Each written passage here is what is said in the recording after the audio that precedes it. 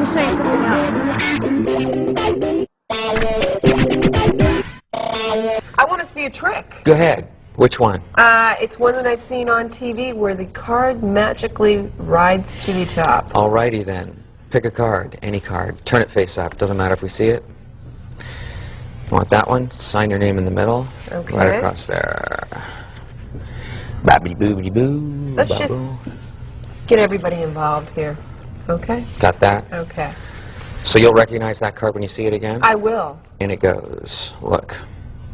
Directly. I don't know exactly where it is, but I know that if we pull on it like that, we can literally make it come to the top. Look. That's your card. Do you want to see how it's done? Yeah, I would. I'll show you. Look. I'm going to take it, lift off about half the cards. Okay. There you go. Put them back. Okay. Turn it over. See, weird, huh? It is. It's that weird? It's a little creepy. A little creepy. It's unusual. I don't know how you do it. Okay. You want me to do it slower? Yeah. Okay, check it out. Okay. 6 of clubs. Watch slow.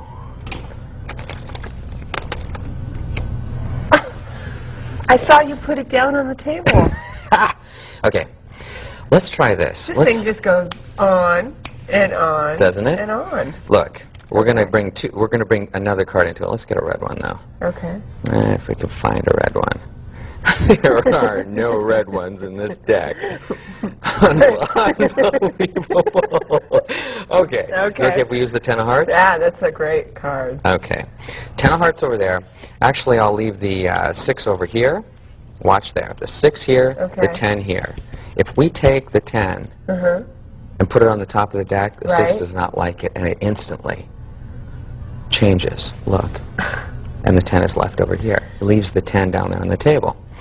Now look, I'm going to leave it sticking out here. Okay. We're going to do this. Actually, I tell you what, I'll get rid of half the cards so you can see this. Look, slow. I'm going to shake the cards. All right. And look. Wait a minute. Hey. Oh, wait a minute. This is the top half of the deck over here. There it is. Oh, very impressive. Would it be more helpful if I left it face up? Absolutely. You want to do face up? Absolutely. Okay. Check this out. I can't get this one wrong. I can see. Is it in there face up? Yes, it is. You're sure? I'm positive. Okay. We're going to square up the cards. Okay. Keep your eye on that. Okay. Somewhere in there is the, I don't know exactly where, but look, we're going to take this top card. 2 of spades. Yes. 1, visibly. 2, 3. Look. Wow. 6 of clubs. You want to keep it for a souvenir? I do. It's yours if you want it. Okay. But wait a minute. Hey, wait a minute. You messed up. Before I even, I think I had, yeah, that was the card I had. How did you do that? Very good. Ooh. That's the one you wanted to see, right? That is. I Does didn't that work? think you could do it, but you did it. You didn't think I could do it. Thank you so much. Thank you very much. I'm impressed.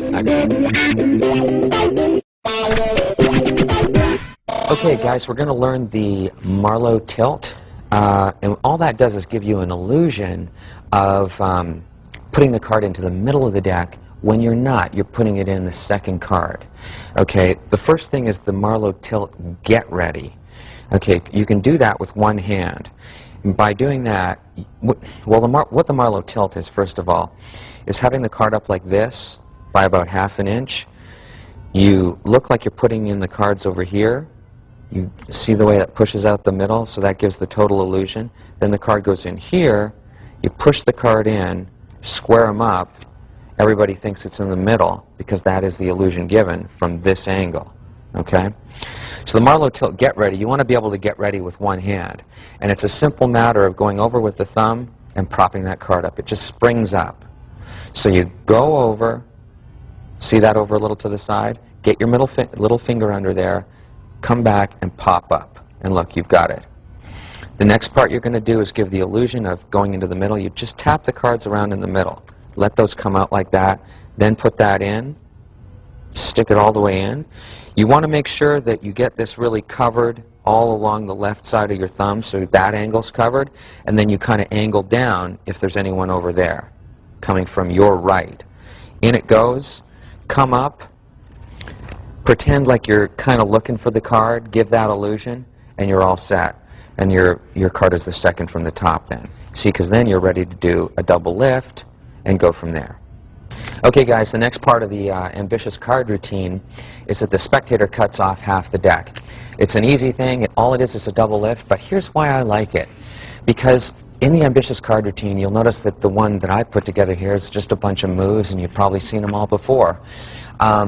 But they're really good moves because they get that thing, the chosen card, coming from the middle of the deck to the top, not over and over and over again, but something else is happening. Either the spectator's getting involved in it, the other half of the deck is way over here, you're sprinkling all the other cards on top of them, there's stuff happening, the card is really moving from here to there, there's a change involved in the middle.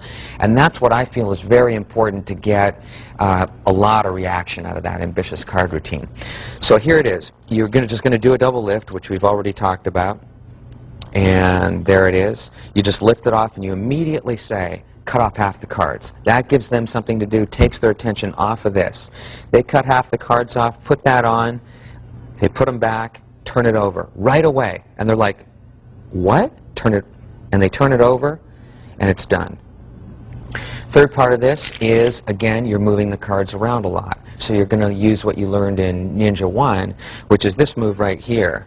Just in case we have one or two new people who went to Ninja 2 instead of Ninja 1, we're going to just very briefly reteach this.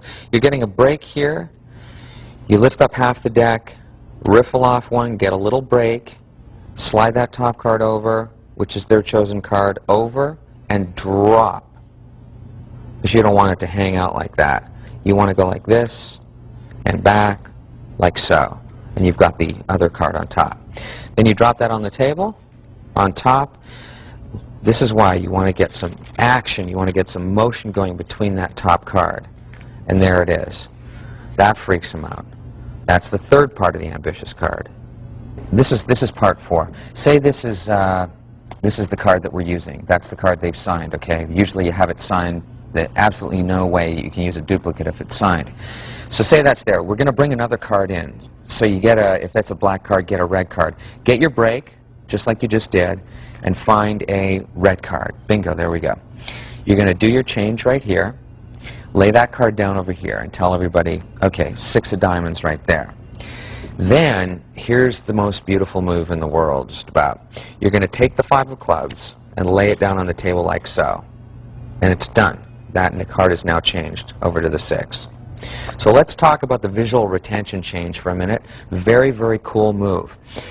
I really want to get this across because it's just a hot, hot change. You have to be able to do changes on a table, in a table setting, because so much of cards is done right on a table. Okay? So here's the visual retention change. Check it out. First of all, you want the angle to kind of be coming from this left side, getting a little bit of shielded from this hand right here. Okay? But I'm going to turn this way so that you can see what I'm doing. First thing is you want a little break on that top card, because that's a card that's going to go down on the table. Okay? That's step 1. Step 2 is, here's what the action should look like. You flick the card and you drop it. That's what you're pretending to do here, okay? Here are the steps. First, you've got your little break right here.